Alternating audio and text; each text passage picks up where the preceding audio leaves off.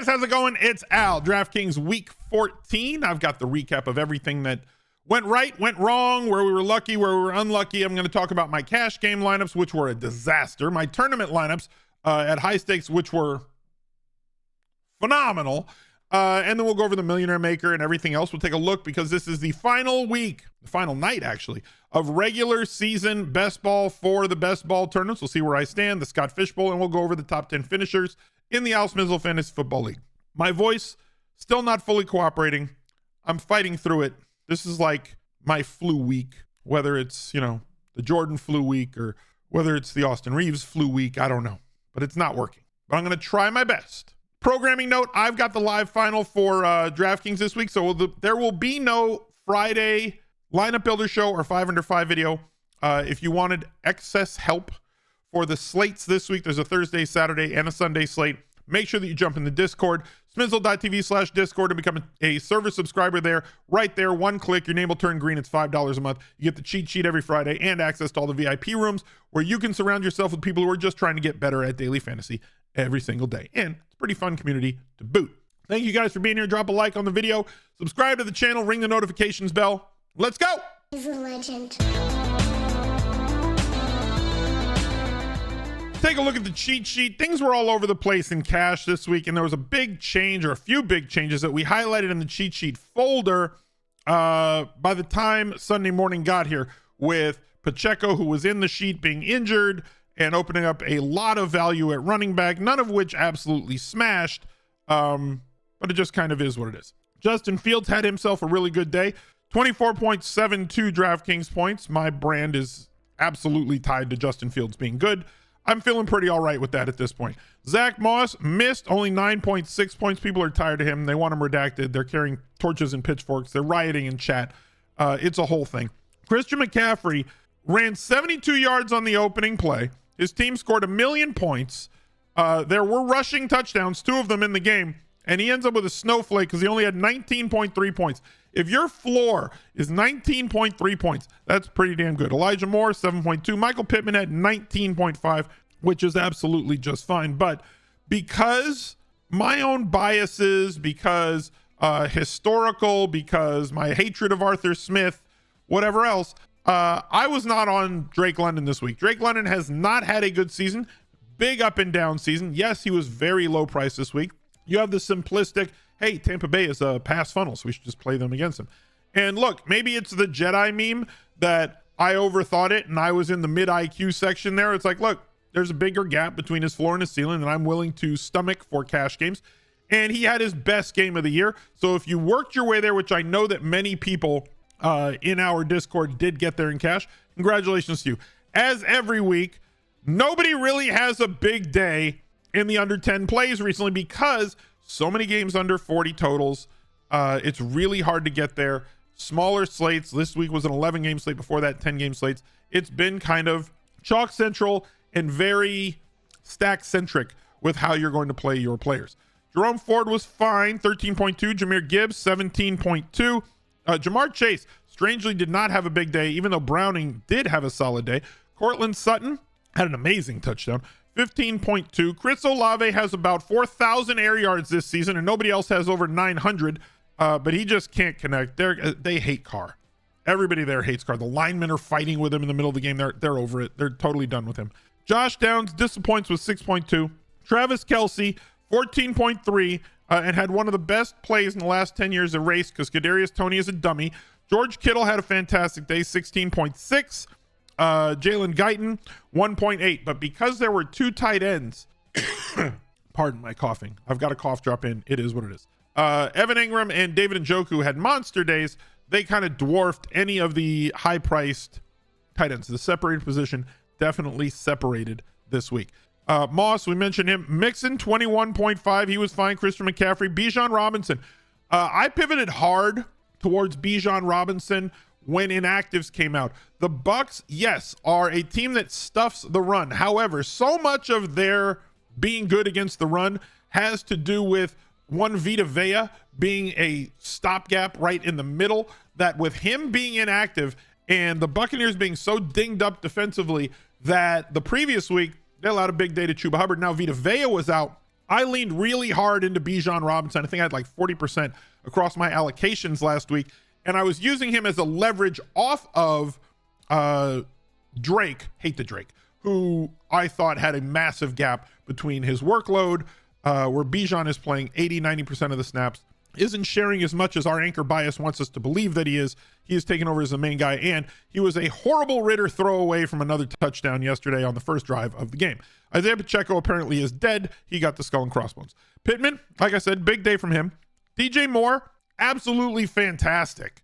Anytime Justin Fields is under center. I forced him into like 40% of my lineups this week.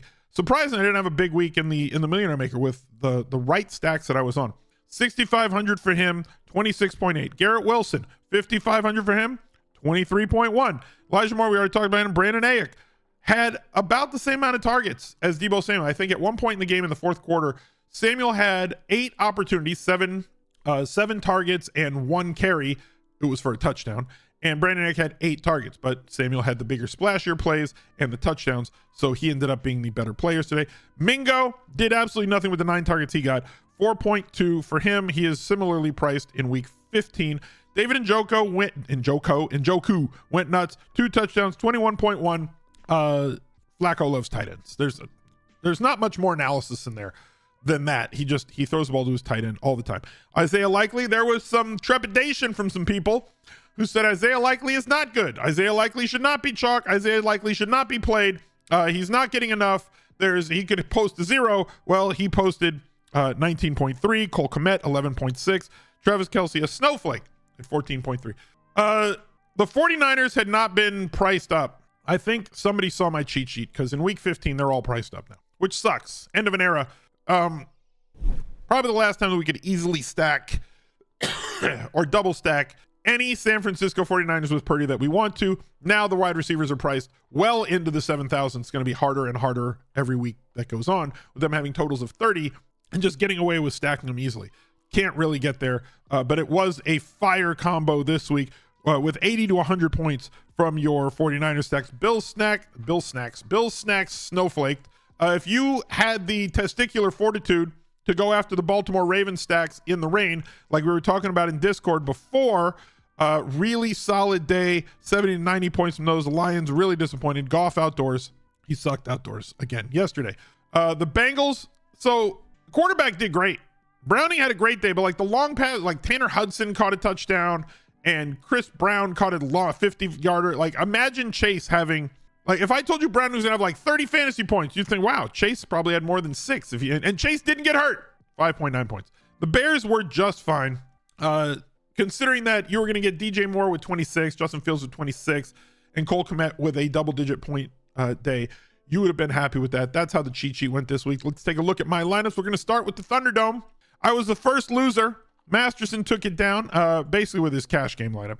You get that a lot in the Thunderdome. I don't play the Thunderdome that way. A lot of the high-stakes players, Masterson does this. Who else does it? Empire Maker throws his cash game lineup in there. Utica, I think, pivots and throws a tournament. No, he played basically. No, he pivoted. He did something different. Allen and Kelsey. So he was trying to get different in this lineup. A lot of guys just throw their cash game lineup in here and don't get different. So, like, yeah, there's going to be weeks that I finish between 20 and 30. But there's going to be a lot of weeks where I can pivot off of stuff like Bijan Robinson here at 19 points.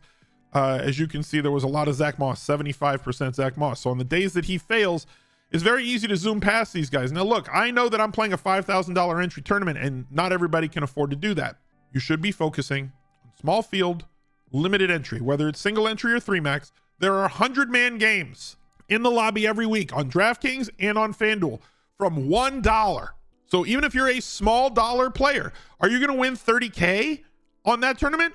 No, but you're not risking 5K. So as the buy-ins go up, so do the possible winnings in a limited field. This is $150,000 in a prize pool for 5K a pop. Like, yeah, the money up top is going to be more significant than a $100 prize pool, but it scales. And the reason that it scales is because you're fighting against other people that are in your prize pool level. And if you're going to have an edge on how you build lineups, which I believe that you do, if you pay attention to the way that we do things on this channel, then have at it and you're going to do quite well. Here are my Millionaire Maker lineups for the week.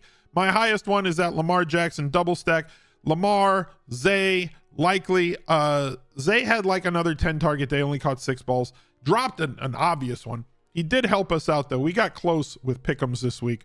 Again, had Bijan in this lineup. I was much overweight on the Jets at 7.3 without the wide receivers. I talked about this on a couple of videos throughout the week that you can't. Houston has been really good, but they've been really good in the passing game because of the multiplicity that they've had and they've enjoyed at wide receiver. I've banged the drum for multiple years that receivers matter, and there is no case that is better than the Houston Texans that they definitely do. Having Nico Collins and Tank Dell, CJ Stroud's great. I'm not taking anything away from CJ Stroud, but CJ Stroud minus those two against a really good defense is going to struggle. And if Nico Collins misses another game and Tank Dell, who is out for the year, this Houston offense could really limp to the finish line. And CJ Stroud got hurt late in that game with a concussion. So this one had Zay Jones. Who else was on the other side? I had Mixon. Kyron was the bring back. Another 100-yard rushing day for him, 17 points. But no really high finishes for me in this one. All Lamar Jackson, all Purdy stacks near the top for me, with Lockett as a bring back at 2.8%. Looking over at Underdog, here's the pick'ems that I had. This is the one where we got close. This is one I shared in Discord from Unabated Sports. If you wanted to become a better, go to smizzle.tv/bet. And this is where I come up with my Sunday morning pick 5 for you guys that hit last week, or we tied on one. Jalen Guyton could not catch a second pass to get us to 5 for 5. So I didn't win the 10K one here, but I did win the one in the early where Jamison Williams lower than 2 receptions seemed like an absolute lock, and it was. Wow. Bateman over 19. The props were very low, and the tool that signified that there was at Unabated signified that there was a massive edge for overs in that Lamar Jackson passing game. Flowers, Bateman, likely everybody over the totals were massive edges on everything that they had. So I hit this one, 5 picks for 2,000, covered the other ones. I won like what, $1,000 profit, a little bit more than that, 1,200 profit on Underdog this week. Massive profit on DraftKings. It's been a solid season. Here's my best ball teams. Last week of best ball. This is one of my best and most healthy teams. Unfortunately, you see it says Jacksonville and San Francisco stack. I had 33 lineups in the that I drafted. 1, 2, 3, 4, 5, 6, 7, 8, 9 of them look like they're going to go through. So I'm very happy with the advance rate that I'm going to have. However, a lot of them are somewhat thin because of the injuries. My Bills super stack is live. My Miami stacks are live. Rams stacks with Miami stacks are live. This one, I think, is one of my highest scoring teams. Unfortunately, it was from really early, and it's a stack with Trey Lance. So San Francisco stack, but Trey Lance. Healthy at running back, Montgomery, Robinson, Williams, Mostert. A lot of 0 RB. Kyron Williams in that one could carry. Waddle, Samuel. Kirk got hurt late in the season. That kind of sucks. But health, most of the other spots. Nico's going to have to get back. Travis Kelce, Evan Ingram in that one. Definitely doing a lot of work for me at tight end over on Underdog. Taking a look at my teams over on DraftKings. The most interesting one that was highlighted by Sammy Knoll yesterday is this one right here, the 5-5-5. I think it's like the only 5-5-5 that I did on this. I think maybe 1 or 2 others. I'm not going to get there with this 3 max one that I did late in the season, but look at this team. Best ball. This is the one with Sammy Knoll. Look at the spread here. We talked about this one a few weeks ago. This is my team that lost Burrow and lost Kirk Cousins and has had to hang on with Baker Mayfield. 10 points separate my team, Sammy Knoll's team, and Furuyama, who apparently was a college baseball player for Maryland. Pretty cool thing. So I'm hanging on with Baker, giving me 20 points this week. Every one of us has players tonight on Monday night. I have Devon Achane and Reed. They can supplant. I would need more than 10 points from Achane. I would need more than 11 points from Reed. If I can get a 20-point game out of either, that would give me 10 more points, and I'm probably going to need it, as Sammy Knoll still has somebody tonight, I believe, that he can replace. Oh, yeah, he has Mostert. So I need Achane to outscore Mostert because he can replace Herbert with a 0.8. So he's probably going to get, 10 to 15 points minimum up on this score. He's going to end in the 250 to 275 range. Furuyama has to clear a bar of 7.8, and he's got Saquon Barkley up against the Green Bay Packers, who suck. I need some stuff. I have 2 players. I'm going to need a 20-point game minimum. I might need 2 20-point games tonight to survive with this lineup. That is the most interesting best ball tournament that you're going to see going into tonight. Here's my Scott Fishbowl League. We are in the playoffs, and I had a good week. Evan Ingram, 50 points. I'm above the cut line. I still have Achane in my lineup tonight. I still have DeAndre Hopkins playing tonight. I should easily make the cut. Here's the cut line right now. Maybe not. I thought I had it. Playoffs. Round 3. There we go.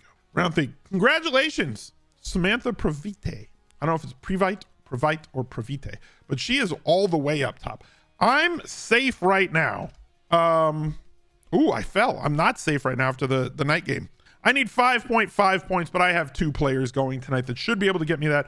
With the funky rules and scoring that exists in Scott Fishbowl, you get like a lot of points for first downs, obvious full PPR. So I have 2 players, a receiver and a running back, who should get me 25 opportunities pretty easily tonight. I should be able to cross the cut line. I want to score as many points as possible, because the last few weeks that you get your average, and that's where you start the next week. You get that week plus your average from the previous week. So hopefully I can advance through there, because I've never made it to the quarters, semis, or finals, and it's going to get really restrictive once we get past round 3. I don't think I'm going to make it out of the quarters, because there'll be 500 teams left. You got to be in the top 250. I don't know if I can do that with this team, but we're going to find out. Going to the Listener League, top 10, congratulations. Joey Foley, congratulations with the Brock Purdy, Deebo Samuel, has Drake London in there. Got there with Parker Washington, who could not lose, catching a touchdown late. Evan Ingram, George Kittle was his double stack in that situation. He didn't bring back, neither did I. I didn't like Seattle once. He had a super stack with McCaffrey too. Yeah, just play all the, you could have just played all of them. You could have gone Purdy, McCaffrey, Deebo, Ayuk, and Kittle, and it probably would have been the right lineup. But he had the differentiator at 32 points at tight end with Ingram. That was the key, especially at 1.3%. Congratulations to him. Jay Brown, 365, went with Fields. We had Papa J, a few double tight ends near the top. Papa J, 333, had Purdy. Miss Wingle, 92. Also, it does my heart really well. It makes me very happy to see so much Justin Fields at the top of the SmizzGang tournament. Another Justin Fields for Zeke, 2101. Keith at 6th had Purdy in that lineup along with Robinson. Fields again for Silent J. Renee, B Fowler, and D Morgan, 85. Congratulations, everyone. Make sure you guys jump into the Discord, smizzle.tv/Discord. Look out for another video right there. He's a legend.